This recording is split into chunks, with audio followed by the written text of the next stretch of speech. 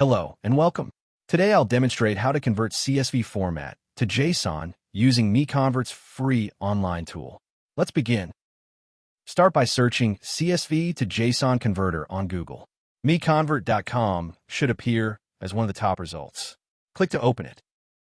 This is the dedicated CSV to JSON conversion page. The tool supports batch conversion and maintains quality during the process.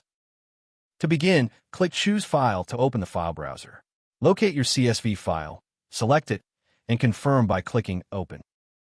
The file has been loaded successfully. You can verify the file name and size here. When ready, click Convert Now to proceed. The conversion engine is processing your file. The progress indicator shows the current status. Please wait a moment. Excellent. The conversion is complete. Click Download to save the resulting JSON file to your local drive. Thank you for watching. For more file conversion tools, visit MiConvert.com. Please subscribe to our channel for future tutorials.